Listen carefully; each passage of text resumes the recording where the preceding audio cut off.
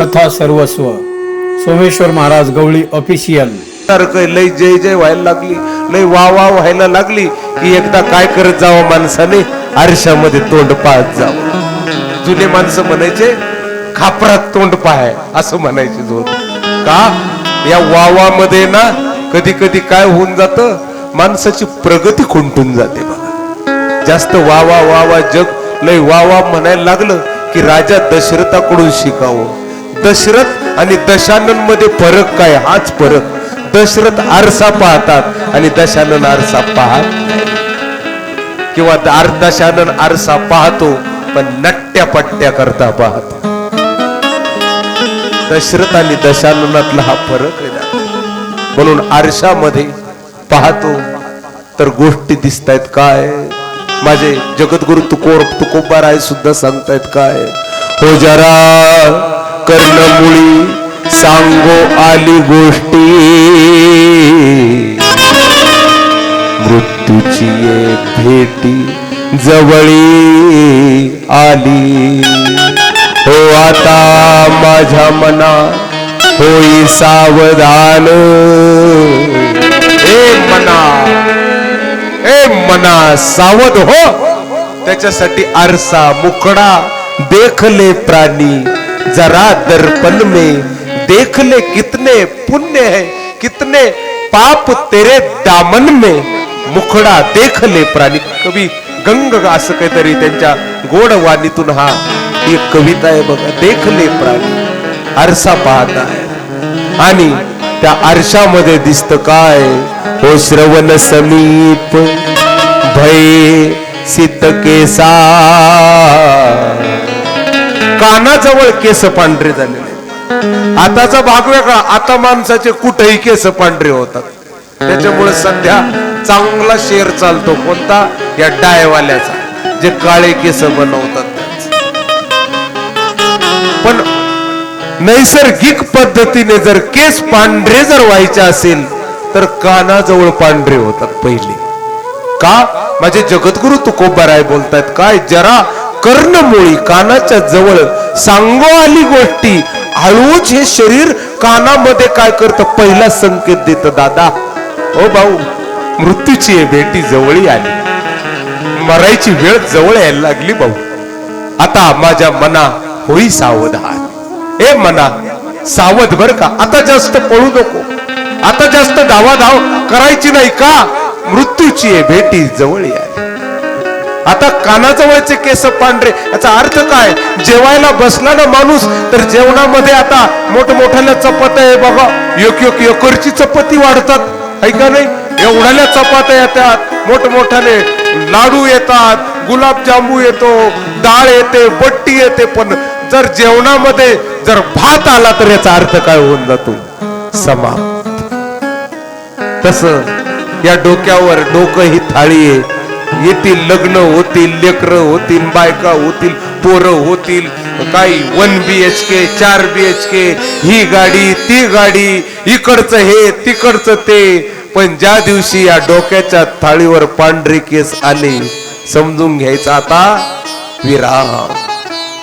आता मोठ्याल्या बाता करायच्या नाही. किंवा महाभारताची कथा, त्या महाभारताच्या कथेमध्ये दिवसभर युद्ध चालायचं आणि युद्ध चालल्यानंतर ज्या वेळेस त्या महाभारताच्या कथेमध्ये त्या युद्धाच्या भूमीवर काय व्हायचं तर पांढरा ध्वज फडकावला जायचा.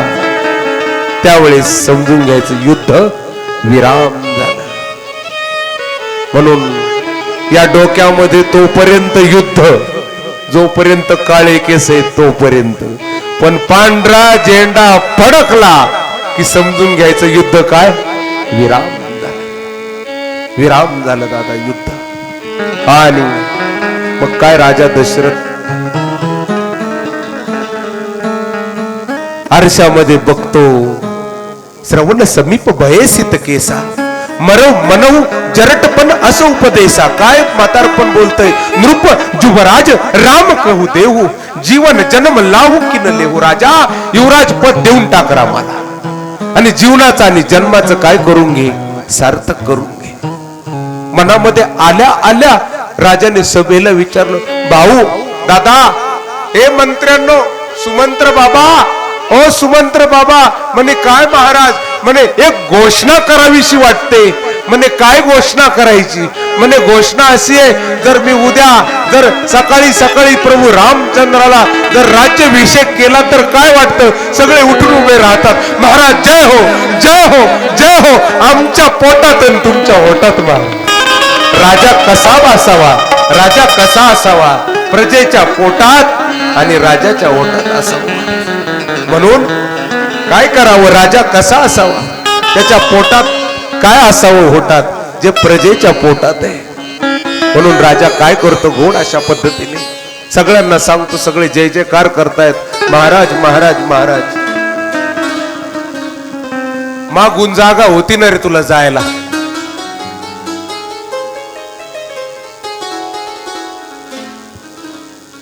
हो राजा राम राम राम, सीता राम राम राम.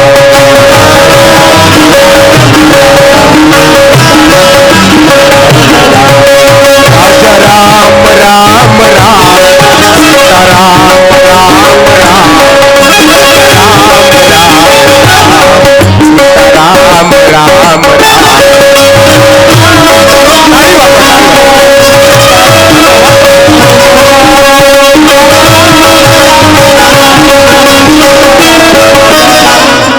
तुम्हाला भजन शिकवतो मस्त आहे की नाही? वाजव, थोडीशी सुट्टी देतो यांना. बोला, राजा राम राम राम, सीता राम राम राम.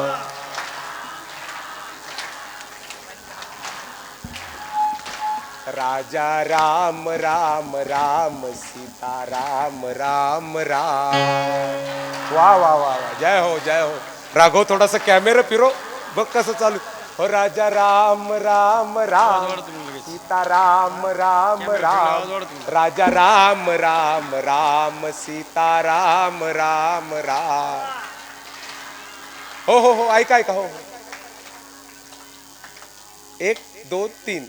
हो राजा राम राम राम, सीता राम राम राम. राजा राम राम राम, सीता राम राम राम. राजा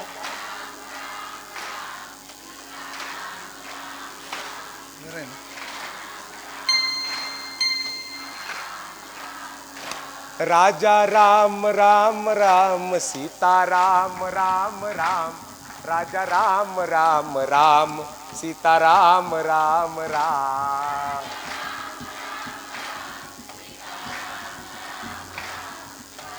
हो, स्पेशल टीम आहे तिकडं झाडाखाली तुमच्यासाठी. राजा राम राम राम, सीता राम राम राम. राजा राम राम राम, सीता राम राम राम. अरे काय आवाज आहे, टाळ्या वाजव.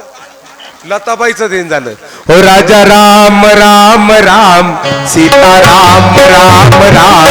राजा राम राम राम, सीता राम राम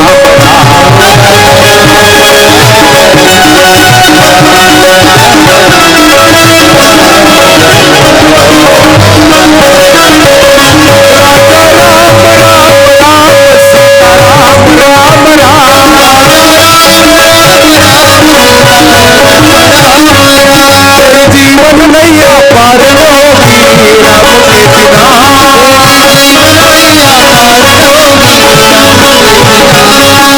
जीवन नैया जीवन नैया जीवन नैया पार होगी राम के बिना. राजा राम राम राम, सीता राम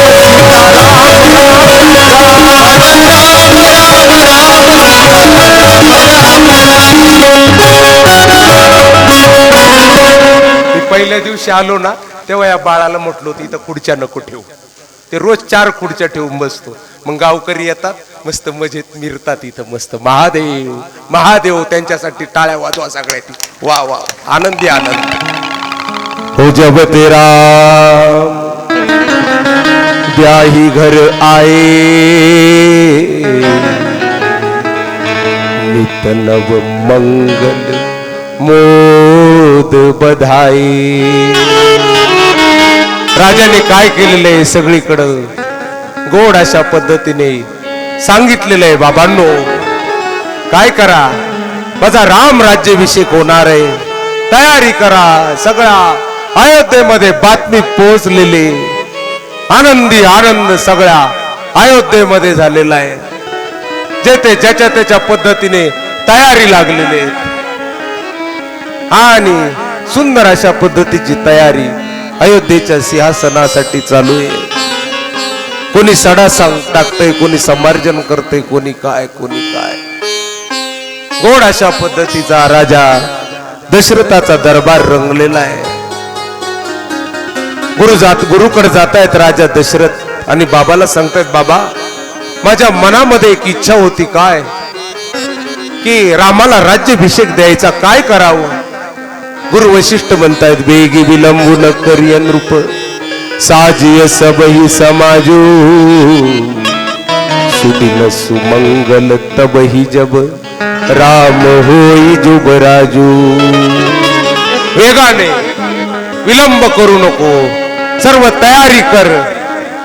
तोच दिवस सुंदर दिवस आहे, तोच दिवस मंगल दिवस आहे ज्या दिवशी राम होई जुबराजू, राम युवराज होतील.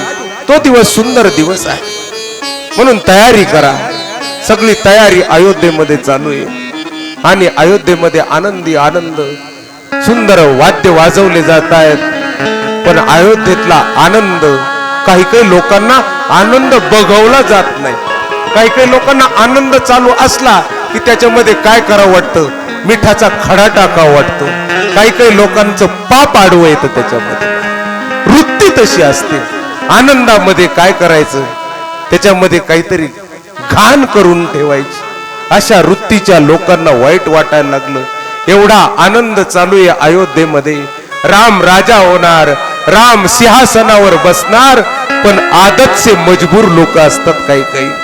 काही लोकांना आदत असते महाराज. त्या आदतवाले लोक कितीही आनंद असला ना त्यांना फक्त एवढंच राहतं, काय कसं जाऊन याच्यामध्ये विष कालवता येईल. मग ती हरी कथा असो, हरी कीर्तन असो, यज्ञ असो किंवा चांगलं एखादं सत्कर्म का असेना, असे लोक आकाशात एकत्र होत आहेत. त्यांचं नाव आहे देव देवता. सगळे देव देवता एकत्र होत आहेत आणि काय करतायत, सरसना करतायत. प्रार्थना करून सरस्वती मातेला बोलतायत, हे सरस्वती माता म्हणे काय एक काम कर म्हणे, उद्या जर राम राजा जर झाले, उद्या जर राम सिंहासनावर जर बसले ना तर अवघड होऊन जाईल. काय जर राम सिंहासनावर बसले तर इथंच रमतील, मग रावणाला कोण मारेल. देवदेवतांना बांधवडी टाकलेलं, धरतीला दिलेलं वचन देव कसे पूर्ण करतील. अशा पद्धतीचं संकट तयार झालं कुठं, आकाशामध्ये. याला म्हणतात इम्बॅलन्स. खाली आनंद, वर दुःख.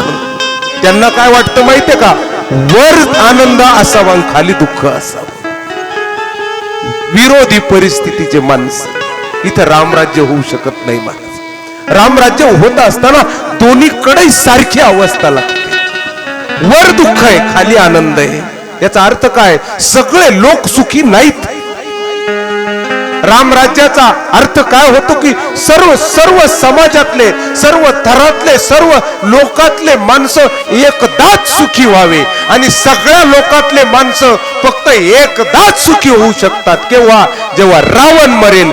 रावणचा अर्थ होतो मोह, अज्ञान. ज्या दिवशी अज्ञान समाप्त होईल, ज्या दिवशी मोह समाप्त होईल, तो दिवस, मग तो कोणाच्या का जन्मात असेना, कोणाच्या का जीवनात असेना, तो दिवस तुमच्या जीवनातलं रामराज्य द्यासाठी. म्हणून तुमच्या जर जीवनातला जर अज्ञान दूर करणारे गुरु भेटले किंवा एखादा सद्ग्रंथ भेटला आणि जीवनातला मोह अज्ञान दूर झाला, दुसरं तिसरं नाही, नगारे वाजवायचे जीवनात का, अरे आमच्या जीवनात राम राज्य झालं का, अज्ञान राहिलं नाही. म्हणून स्वर्गात दुःख, जमिनीवर काय आनंद आहे बघवल्या जाईना. आणि सरस्वती मातेला विनंती करतात, आई तू एक काम कर, आई तू एक काम कर, जा आणि काय कर, अयोध्येत जा आणि काय कर, त्या राम राज्याभिषेकामध्ये मीठ घाल, त्याच्यात विष कालव. सरस्वती माता म्हणते काय, उच्च निवास नीची करी ती, देखी न सकही पराई विभूती. हे देवतांनो, उच्च निवास वर राहतात, नीच कर्तृती, एवढे मोठे झाले तरी इतके नीच वागतात, लाज नाही वाटत तुम्हाला?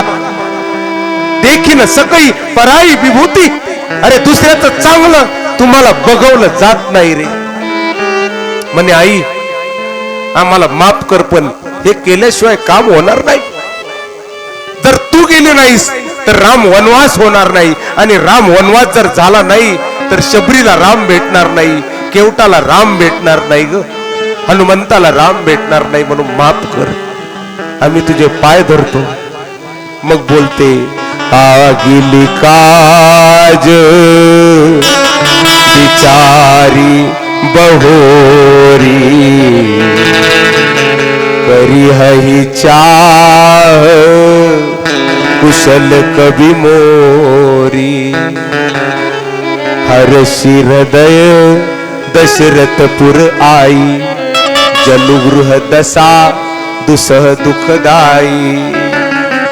जाते म्हणे, कवी लोक माझी इच्छा करतील असं म्हणून ती आली कुठं, अयोध्येमध्ये फिरायला लागली. अयोध्येच्या प्रांगणामध्ये, अयोध्येच्या आकाशामध्ये.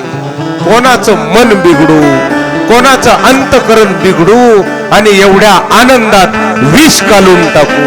आकाशात हा विकल्प फिरतोय, सगळ्या अयोध्येकडे पाहते. अरे ज्याने अयोध्येच्या अन्न भांडारातलं अन्न खाल्लेलं आहे, ज्याने शरीरचं जास्त काळ पाणी पिलेलं आहे, तो हे काम कधी करणार नाही, एवढं वाईट तो करणार नाही. म्हणे मग